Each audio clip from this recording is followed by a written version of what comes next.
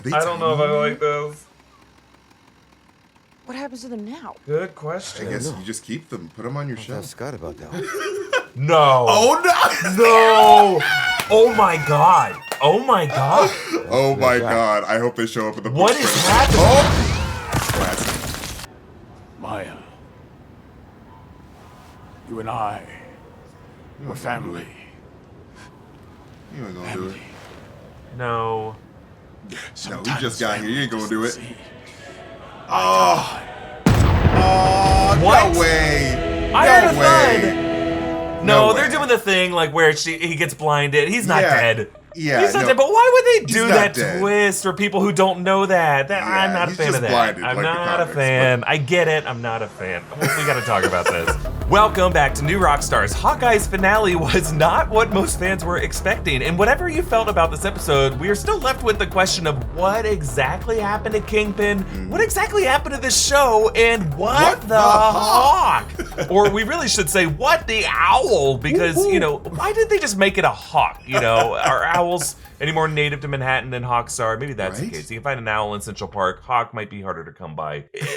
Missed opportunity either way. And a terrifying fate for those shrunken tracksuits. I know. You know what owls do to the prey that they kill? It's a horrible death. Their limbs are not going to be where they used to be, Eric. It's, to me, one of the most horrific MCU deaths was Frank in the first Ant-Man movie, when he just was shrunk into a little twitching puddle of goo. Dude, brutal. It still haunts me. This is right up there with it. I hate when they just leave shrunken people shrunken, and then that's the end of their lives. I don't like that. Well, anyway, this is Inside Marvel. It's New Rockstar's weekly Marvel reaction show. This week, we are reacting to the finale of Hawkeye, and this episode's getting a lot of mixed reactions on social media. While we tend to be Marvel appreciators here at New Rockstars, it's really because Marvel just gives us a lot to appreciate, and I think there was a lot to appreciate in this episode, but I think it's fair to say, compared to the previous 5 episodes, it did at times feel like it was an episode of a different series. We have some thoughts as to why that might be the case, whether you had a lot of questions coming out of this finale, or if your only question is, why did people like this as much as I did? Don't worry, we're going to be here with answers. We're going to work through it together. Oh, by the way, I'm Erik Voss, and I am so glad to be here to talk this through with MT. What's going on, buddy? Dude, this episode was fun. It was kind of, kind of crazy here and there, but like I had an overall good time. You know, it's good to see, Grills and the crew helping out in any way they can. Yeah, they had a bigger role than I thought they would have in this finale for sure. Lots of surprises, both good and both just kind of confusing ones. But let's break down what happened this episode. It started strong with Eleanor meeting Kingpin, Vincent D'Onofrio in the flesh, returning with that voice and his cane and his cufflinks from the Netflix Daredevil series. We learned that Eleanor had been working off the debt that was owed by her husband, Derek Bishop, and now she wants out of it, but Kingpin's like, you're still bringing in quite a bit of money through private security, yes. And we learned that she had killed Armand and framed Jack, but we never actually see that. We never really got to see Eleanor Bishop's sword work in this show, but I wanted to see her murder someone so I can hate her more. Yeah, it's kind of hard to. I was hoping that would be a big reveal after the earlier episodes, like little hints at her nimble abilities. Yeah, I thought we were going to see like a showdown between her and Kate. Like that's what I wanted the entire season. Yeah. We never got it. And I would say even Kingpin in this moment wanted it. He was twitching. He was ready to explode. He's like, bring it. I want to fight. Let's stop talking. And he flips over the desk and they both fight. That'd be nuts. Awesome. That'd be a great way to start the episode. Oh, man. Give us the 7th episode. I want to see what this series was supposed to have done in the final episode. But Kate reacts to this footage. Footage that, by the way, MT, was somehow previously set up to record by Yelena in the corner of this room, and then was recovered by Yelena the same morning, and Yelena knew what room to set up this camera in. Man. In this weird tiki bar office that was at the top of his tower. What was this location and room? I don't know. But Clint finally calls Kate his partner. So we're ready to go. Hey. And then Maya meets Kingpin, who made sure to change into a Hawaiian shirt under his white suit jacket now. Business casual. Yeah, right. He looked around. He's like, why am I wearing something that needs cufflinks? Why don't I just keep the Hawaiian shirt, short sleeve, under the jacket, and people won't know the difference? And I could save myself having to pick out which cufflinks I need to wear, because that takes me a good 90 minutes every day. So just he's playing smart. Efficient. Playing smart. During this conversation, Maya claims to have dropped her pursuit of the Ronin, but Kingpin knows that she is lying, and he orders Cassie to kill her because this city belongs to me. And I loved seeing that come back from the Daredevil show. So Clint and Kate home alone together a bunch of trick arrows, and then they get the LARPers staffed as caterers at the Bishop Company holiday party. And Cassie waits about 30 seconds before beginning to spray 30 Rock with bullets, but don't worry, it takes a full 30 minutes before the tourists out front of the building to notice that this is happening. But Kate duels Yelena while Clint fights Cassie. There's some really great action going on here. I really love the lateral shot of Kate and Yelena just like fighting through the office space. Oh my God, awesome. so cool. And then Clint, during his escape, he gets stuck in the 30 Rock Christmas tree. He meets an owl. And then Kate timbers this whole tree. One of my favorite moments of the episode. Weird decision by Kate, but I respect it because it was a really cool scene. It looked great. And then they just unload these trick arrows on the tracksuits, including a Pym arrow that this time shrinks stuff. It shrinks a Trust a Bro truck, which gets immediately snatched by an owl. And I'm sorry, can we just talk about this for a second? Because owls are birds of prey. That owl grabbed that truck because it heard and probably spotted the little shrunken human beings inside, and it's going to claw them out of it. And they use their talons to crush their rats or rodents or whatever squirrels they're hunting at nighttime, and it suffocates them to death and then devours them. And imagine being one of those shrunken Russian mafia members. I know they were trying to ram into people. They're awful people that they probably deserve their death. I don't think anyone deserves a death that horrific. That's awful. Yeah, a giant brutal owl beak eating you, or maybe feeding you to its children. That is a nightmare. Hey man, that's why you don't do crime. There's always a risk of that happening when you do crime. That's what I hear. That messed me up. Honestly, that took me out of the episode. I think that is that's like, horrifying. Listen, Marvel, Alex, I can excuse you blowing up the Hulk in really gruesome fashion, but not this. I absolutely can. This triggered me. This freaked me out. Well, Clint and Yelena fight on the ice, and Clint is able to change Yelena's mind by doing that good old whistle that we've that's been a huge part of MCU lore for the past 6 months. Clint completed the Black Widow sister whistle. But it leads to this really, really beautiful moment of catharsis between these two grieving mercenaries. I think it's great that since Black Widow was denied a funeral during Endgame, that through this series they've been able to properly mourn her and move on from her. I would argue that's what the Black Widow movie was for. I don't think we needed 6 episodes that are pretty much thematically all just about Natasha Romanoff and not so much about these other characters beyond their relationship with Natasha Romanoff. But whatever, I was happy to get that. I just wish that there was other stuff that was explored about these characters. Anyway, Kingpin joins the fray, and for a moment, everything is awesome. He rips off a car door, and I love that because before he's known for slamming a car door in the Netflix show, now he rips off a car door. So cool. The dude takes an arrow to the chest, just snaps it off. He gets rammed by Eleanor's car into a toy store, and then he just throws Kate Bishop into several different stacks of stuffed animals. It's just really cool to see how much power he has. That dude's a powerhouse. I don't know what happened, but that dude is juiced up. Juice is loose in Kingpin's veins. But Kate uses that coin flick maneuver that she, the one that she mastered after half a dozen tries, to flick Kingpin's cuff link into that too dangerous arrow that was basically just a less powerful explosive than the one that she fired at the truck in episode 3. But she cooks Kingpin just a bit, but allows him to escape until he runs into Maya, who raises a gun to shoot him, but the camera tilts up, so we only hear a gunshot and a thud to the ground, but we do not see a body. So is Kingpin still alive? Probably. We'll explain why. But throughout this episode, Maya has killed Cassie. Kate gets Eleanor arrested. Jack goes full swordsman, carries that sword to the party. He's already love that LARPing. So much. It's like just casual sword, no big deal. You know how awkward it is to kind of carry a sword at your sheath at a crowded party? He's knocking into some caterers or bumping some people with that sheath. He hit several people with that sword, no doubt. He helps them fight the tracksuits, so he ended up being just a good guy, but we never learn really where he goes after this or why he was so stupid in this show. We'll talk about him too. But then Kate joins Clint with the pizza dog, who is now named Lucky, as he is in the comics.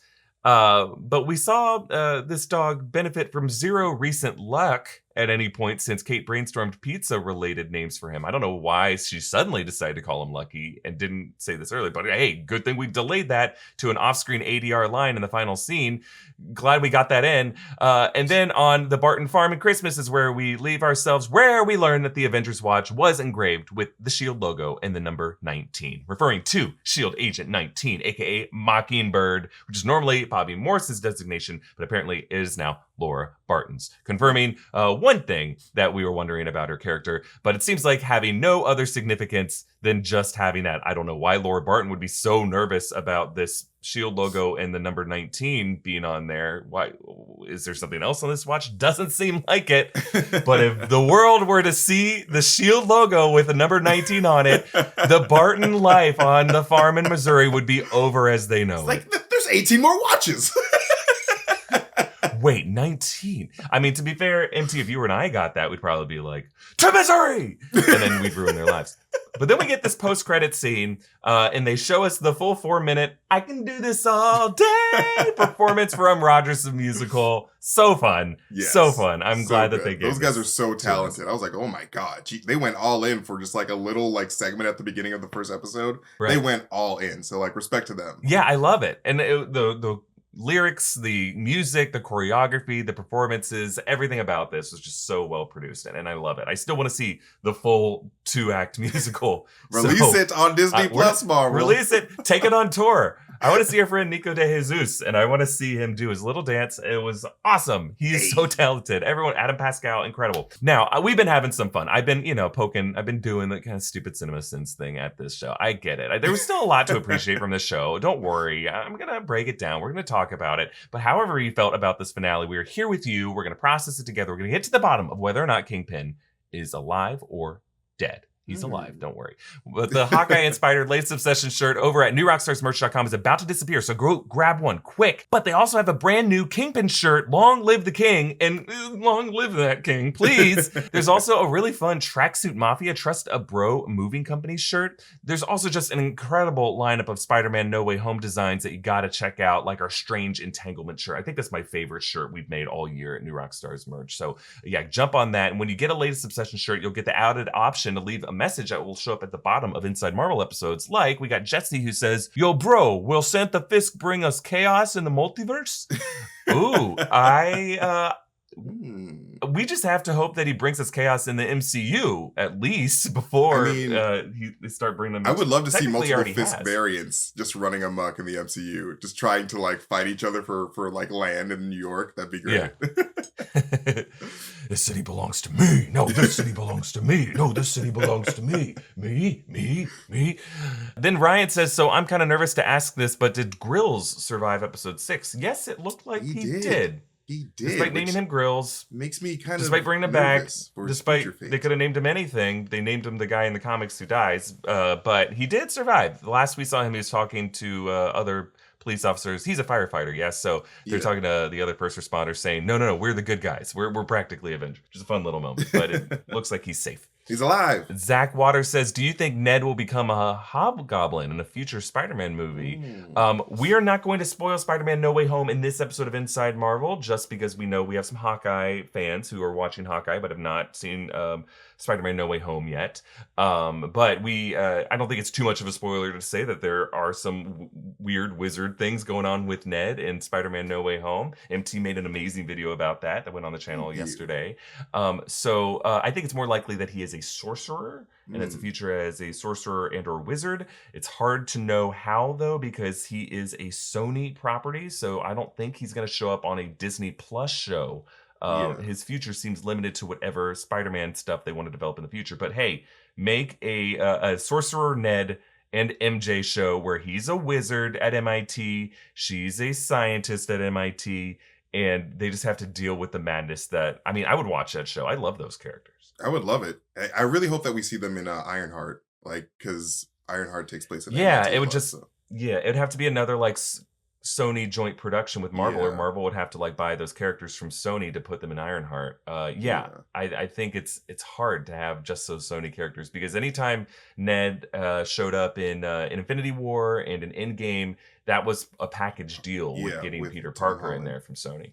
All right, let's talk about the big question this episode, MT. All right, Eric. What the hawk happened to Kingpin at the end of this? Because like it seems like he got shot, but I think we know It from the does seem comics like he that got shot. He's Yeah, probably alive. we did hear the gunshot. We heard the heavy thud, something hitting the ground immediately after. However, the episode uses that classic TV trope of just deliberately not showing the moment of the death. And the rule is no corpse, no death. No death.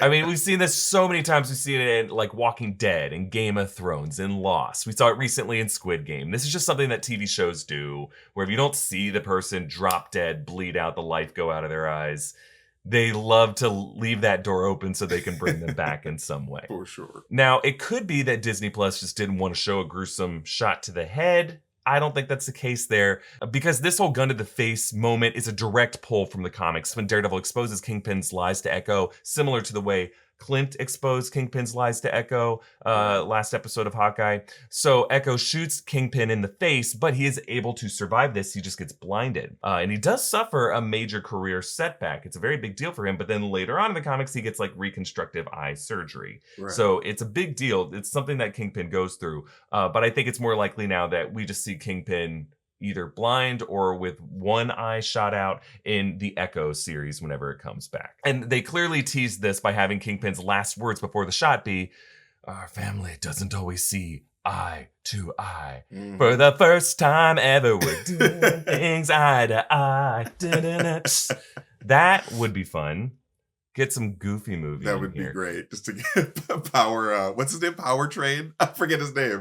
His name for the Powerline? Powerline. That's exactly what it was. Yes. Now, it is also possible that Kingpin could have just grabbed that gun, pointed it upward, they squeeze the trigger, you know, and then they both thud to the ground in a struggle, and that Christmas music takes over. It was off screen. Really, anything is possible. I just think clearly they're doing the eye moment. Like, if they are doing anything with this, that would be the only thing, the only rational explanation to why they did it this way. Because Kingpin was one of the best parts of the Marvel Netflix world. Sure. He's super violent. The psychology of his character is fascinating. So to just like kill him off screen with my executing him like this, depriving fans of getting to know D'Onofrio's version of the character really, and to bring him into the series to hype up this big guy episode after episode and then just kill him off would just be like a failure of expectation management by Marvel Studios to the highest degree. And Marvel is not that dumb. They like money. You know, they got a plan here.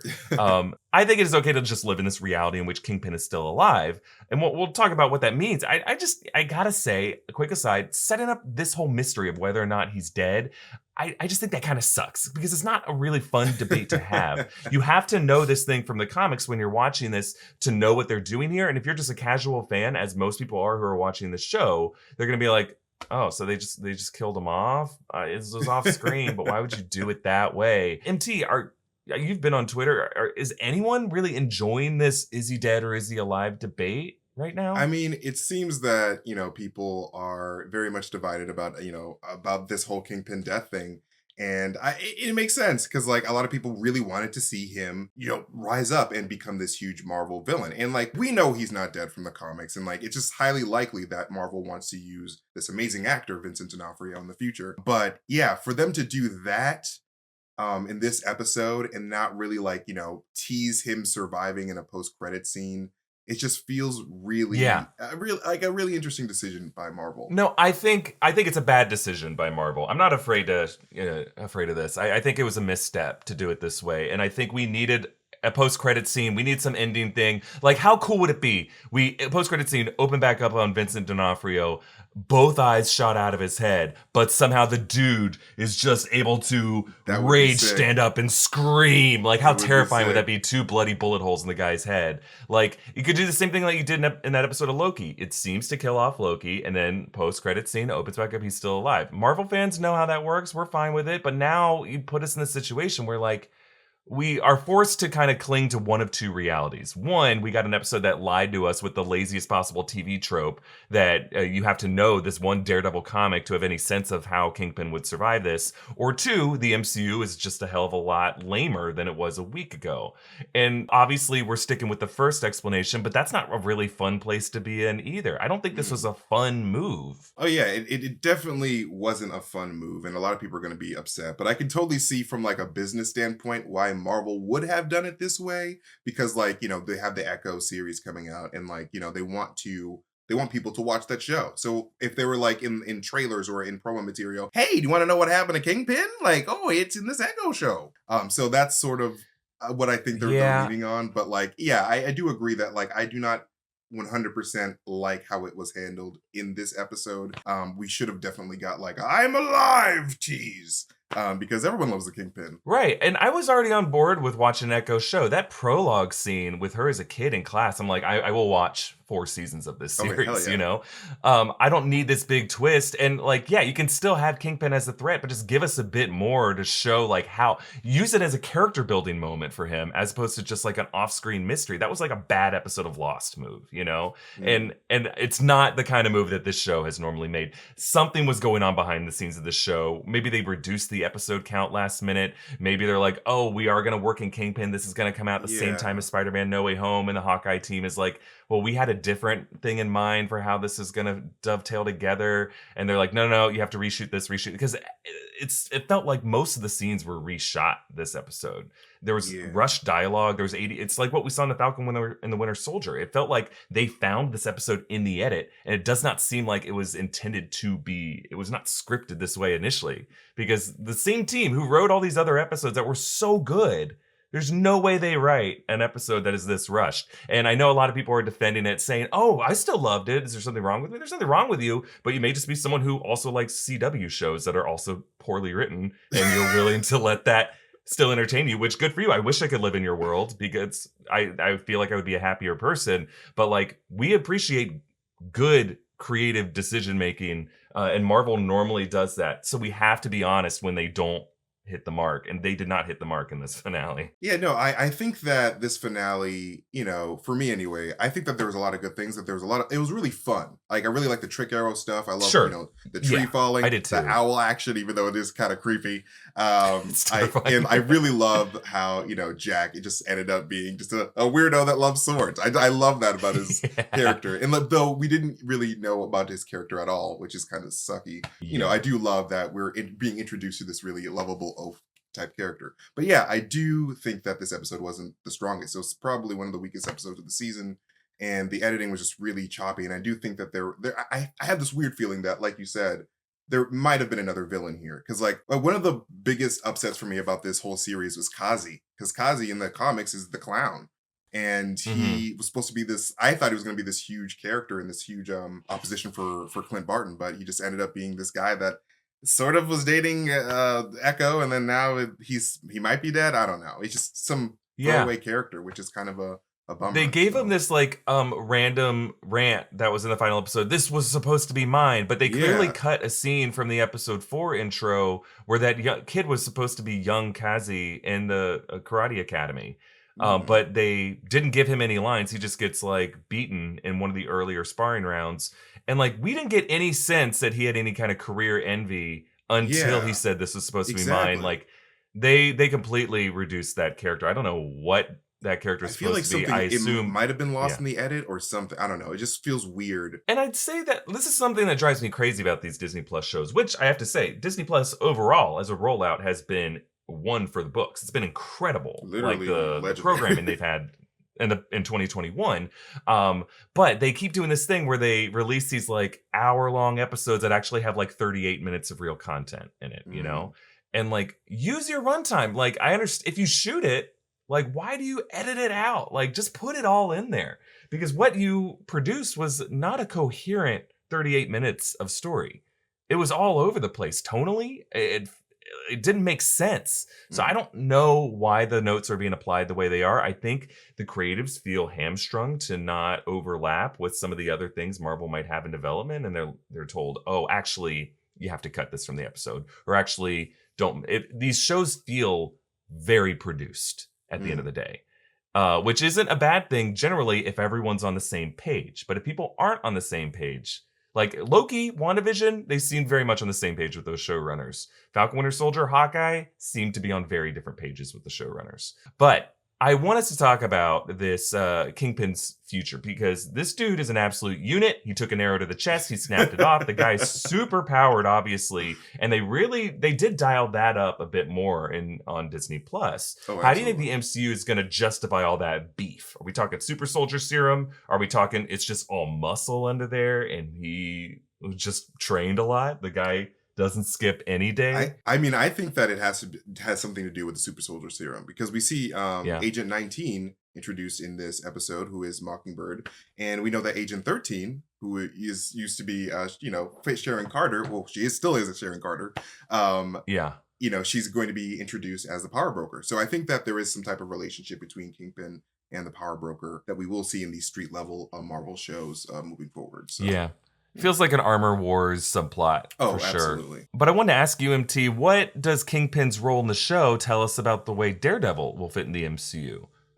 Based off of Kevin Feige's confirmation before No Way Home that Charlie Cox would be playing Daredevil in the MCU. I mean, I think that, Daredevil is going to be trying to dismantle this empire, obviously, that Kingpin has built. And one of my biggest questions from the series is whether or not Daredevil and Kingpin have actually met in this universe. Because it doesn't seem like they've met, or else Daredevil would have shown up. I feel like Daredevil should have been here for all of this action. Right. All this was happening in New York in like a really hot spot. So like no Daredevil? Yeah. It's kind of weird. Yeah, this is a different version of Kingpin than we saw in the Netflix show. This version of Kingpin didn't have a Maya Lopez that he cared so much about. He didn't have a tracksuit mafia. Those things would have come up in the Netflix world if it was so connected. So I think we are looking at a variant version of the character. And I think that also tells us that Daredevil in the future of the MCU is just going to be like a bit of a variant. I think people are like, oh, but we like so much about what they did on those Netflix Daredevil shows. I mean, yeah, there was a lot of great stuff, but I think you can kind of pick and choose a la carte which of that backstory you want to canonize as MCU canon by just having him reference it in dialogue, and then for everything else, just kind of leave it open-ended. I think that's probably what Feige's going to do. Yeah, and I don't think Feige really has much of a choice. I'm guessing with the whole Netflix contracts and all that stuff, they probably would just want to keep all of their events. All right, this is our universe. You can't use any of our events. Go think of your own stuff. And I don't think he has a problem doing that. That's honestly his preferred choice, to be able to like tell a new history and not be held to what the history was before. And I think the answer is going to be that these are variants, as opposed to this guy was in New York at the same time doing all of his stuff in Daredevil season 1, hanging out with the Hand in season 2, all that stuff. No, there's going to be like a different Hand. There's going to be kind of a different story there. And I think it's going to be better ultimately. Yeah, I think we might see like an implied Netflix character crossover in a Secret Wars event or something. Just be like, oh yeah, I'm the Kingpin that you know and love, or I'm the Daredevil that you know. Yes. Briefly.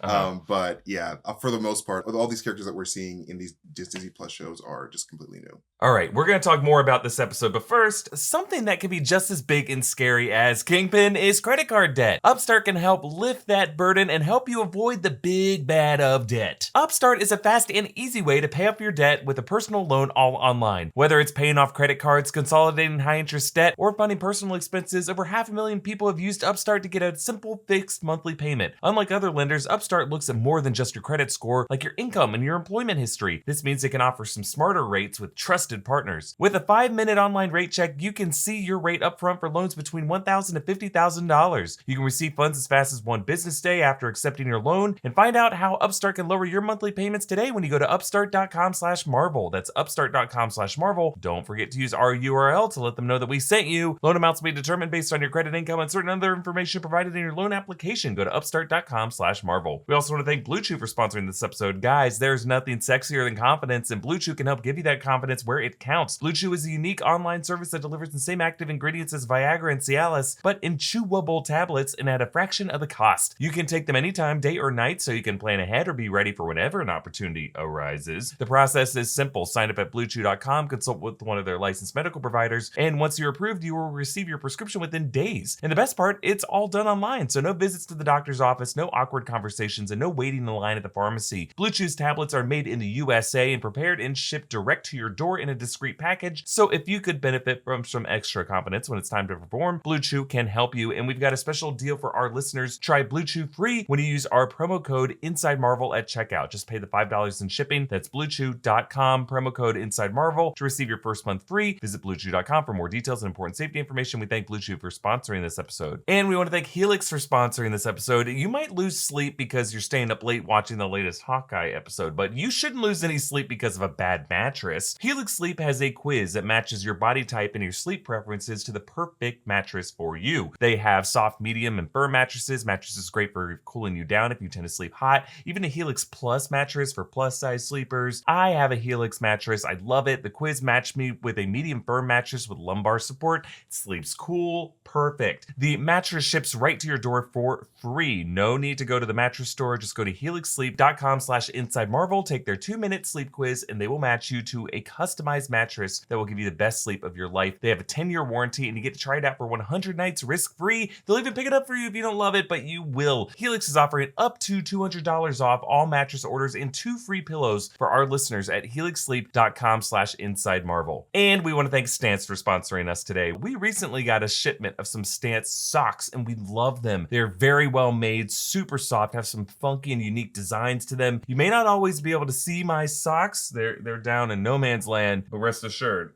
they got some cool Batman designs. That's how Batman works. He's a creature of the night. You just gotta trust that he's there watching. Founded in 2009, Stance Apparel represents a radical reinvention of socks, underwear, and active apparel. With a sharp focus on comfort, quality, and creativity, Stance brings an atypical aesthetic alongside some of pop culture's hottest collaborators for the ultimate in style and self-expression. Because everything you wear should be a direct extension of who you are and how you feel. One of the coolest parts of Stance socks is the pop culture collaborations they do. They have socks with designs from DC, The Office, Marvel, and Pixar right now. So I'm gonna grab some of those Boba Fett socks ahead of the Book of Boba Fett starting next week. It's cool to express yourself with super comfortable, super fun socks, and Stance believes that the perfect fit matters more than fitting in. That those who feel good do good. Go see for yourself, register for an account at stance.com and get 15% off your first purchase. Use promo code MARVEL at checkout to apply. Enjoy the color and comfort of a life less ordinary with Stance. All right, buddy. Our second question is, what the hawk is Laura Barton's history as Mockingbird, and why was she so eager to keep it a secret? And will we see her again? Great question. Yeah, so she clearly was the S.H.I.E.L.D. agent, right? Right. Agent 19. They're making her Mockingbird. I think this is a fun choice for Linda Cardellini's character. And I don't know how much of a future this gives her, though. Like, I think if we do see her again, it will tie in with, like, Sharon Carter, right? In Armor Wars. I just don't... I wonder, you know, when we come out of Eternals really underperformed at the box office. And you could even hear the Marvel executives saying, I don't know how much of this movie we're going to like bring back and make sure to follow up on in the future. Like, the truth is that Hawkeye has been the lowest rated show on Disney Plus that they've done. So I don't know if they're going to follow up with Linda Cardellini as Agent 19. I think that was just kind of a little wink saying, oh, there was a reason why she and Clint met. It wasn't just she was a farm girl in Missouri, that they were both working in the world of espionage. And I'm fine with that. I don't think that necessarily negates the existence of a Bobby Morse, especially now that Laura Barton is retired. And there could be easily a new Agent 19 in the same way that I wouldn't be surprised if there's a new Agent 13, because Sharon Carter's out of the game, or she's in a new game, we should say. No, I have this weird feeling that we could potentially see Laura Barton in Secret Invasion, because Secret Invasion is this huge thing with the Skrulls, and like Shields was, and the Skrulls were involved with Shield and all that stuff. So yeah, maybe Laura. There's still a chance that Laura Barton could be a Skrull, or she has some type of history with dealing with the Skrulls. So I think that this could be very much a teaser for, all right, we were giving Laura Barton something to do, and you'll see her very soon in Secret Wars. In Secret Invasion. Yeah, I will see. My hopes for any Skrull sighting were dashed in this show. which I know that was a big reach to expect this one watch to have the whole database of where every Would've Skrull been is on the cool. planet. I was just hoping at some point maybe one of those tracksuits could have been revealed as a Skrull or something like that. been But so no, fun. we didn't get anything. Let's ask what the hawk is next for Yelena Belova. Are we ever going to learn more about Val's involvement with Eleanor and with Kingpin, you think? I would hope so, because we didn't get any of those answers in this series. I really wanted to see Val at some point in this episode, and we never did, which is a bummer. Because like I want to see Val and Kingpin interact because they're amazing actors.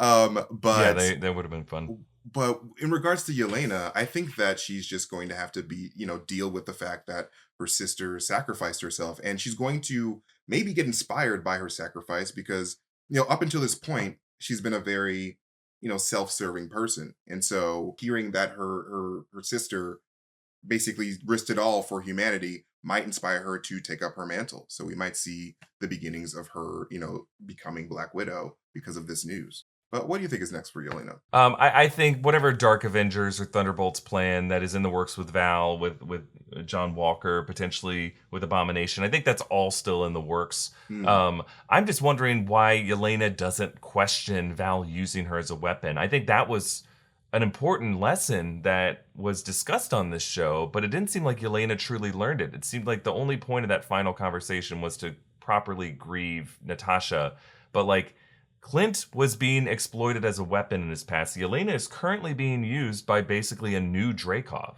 And I want Yelena to face that.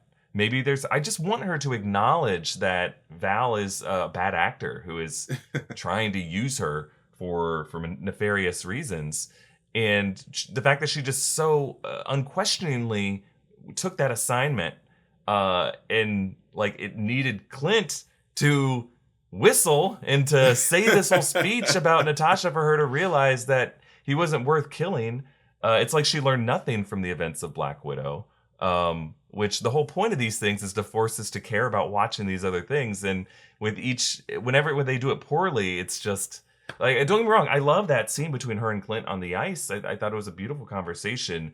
It's just why bring Yelena in this show if she isn't going to have any identity of her own other than Black Widow. I think my favorite moment for her was when she dusted and undusted, and it was so fascinating to be like, I lost 5 years of my life, and then she just goes, where's Natasha? And it honestly feels like what they did in Last Jedi with Finn, and they just made him say, where's Rey? And then his character no longer has any of his own importance in the story. He's just there as a foil for someone else. So that's obviously not going to be the case with Florence Pugh. She's great. She has a ton of agency in the way she's playing this character. Obviously, they have a future in mind for her, but that future gave us no evidence in these 6 episodes. But MT, let's go into some final thoughts on this series. I feel like I've been negative on this show, but overall, these 6 episodes have been pretty fun.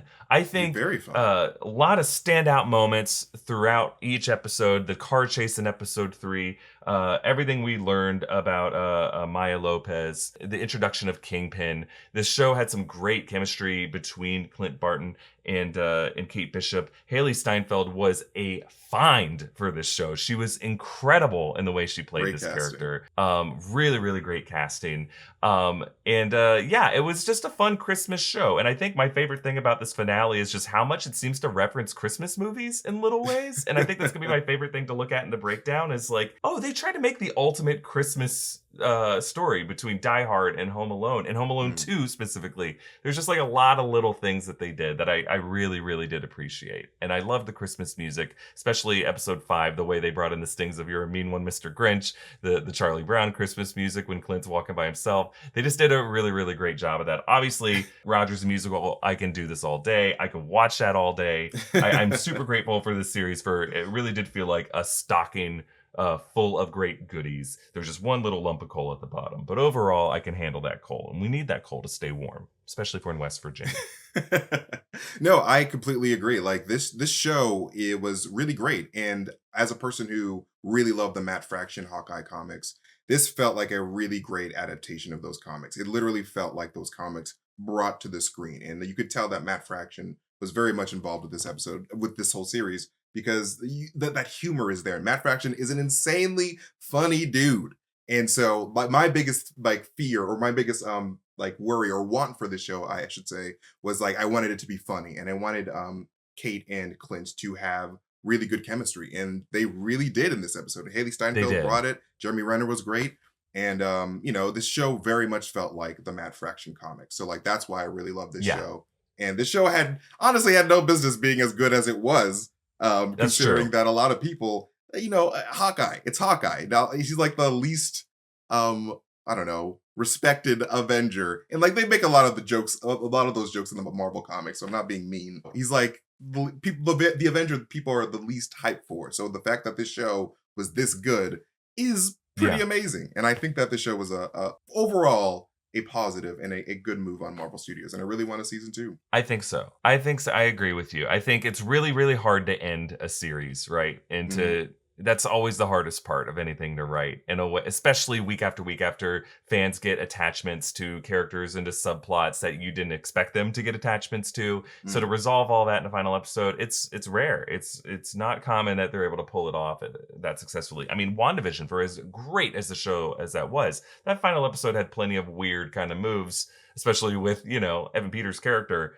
that don't really make any sense. So I think over time, as we look back on the show, we're going to remember some of the more fun, the action, every chase scene, every fight scene, how the big much ass arrow on the bridge, ring out of those arrows, the giant arrow on the bridge. I'm super grateful for this show, and I'm thankful to everyone for letting me pick it apart every week with you, MT, and to break it down and to be critical of it and know that I still love all these characters, and I'm grateful to these creators for giving this to us. Grateful. We pay them $8 a month, so but they better give us this good content. Jesus Christ, they're getting our money. They're getting more money from us now more than ever, and increasingly even more. So whatever. But I'm in general, Christmas time, I try to have an attitude of an appreciation. We don't have to have live action Marvel Disney Plus shows, but we get them almost every week, and we will continue to get them almost every week in the new year. Because while that is it for this episode of Inside Marvel, and tomorrow, of course, will be my breakdown of all the Easter eggs, I'm also going to try to squeeze in a breakdown of this Multiverse of Madness trailer that's now on YouTube. But we're going to take just a week break from Marvel content after that until the new year. So next week, we're going to release a few videos on the Book of Boba Fett, which we're super excited about. Tommy's coming back to Wookiee Leaks. It's going to be wild because we learned that we've only seen the first half of the first episode in trailer content. Robert Rodriguez is hiding big reveals that we're going to see in the first episode and beyond. So that's what we're going to do the final week of the year. And then the first week of January, we're going to be back with our regular schedule of all the new weekly episodes of Inside Marvel, even when there is a new Marvel Disney Plus show to talk about. And when there's just Marvel news, MT and I are going to be with you every week. And we're going to have a lot more of everything here at New Rockstars. So just don't worry if you don't see as many Spider-Man videos next week. We're just taking some holiday time. But MT, I want to thank you for closing out 2021 with us here on Inside Marvel, because doing this show with you every week, reacting to episodes as they come out on Disney Plus, whatever the big Marvel news is, it's just been a true delight. You've been such an amazing contribution to our team this year, and I'm so grateful for you. You guys have completely changed my entire year. I started this year off completely different, and so to be able to do this with you guys every day is honestly a dream come true. It does not feel like work for a single second. This is literally, I'm living the dream, and I'm doing it with you, buddy. So this is great. Yeah. Well, we're so glad to have you with us. And for everyone watching, don't forget to check out our many great merch options at NewRockstarsMerch.com. That Long Live the King shirt, the Bro shirt, all this great stuff. And our Strange Entanglement shirt is a great one. Follow me at EA Voss. Follow MT at MasterTainment. Follow New Rockstars. Subscribe to Inside Marvel wherever you get your podcasts. Thank you for watching. And we'll close with our maybe our favorite moment, but if not, just at least a randomly hilarious moment this episode. Take a look. Do you remember when you peed in your pants in the Hamptons? I do. Everybody does.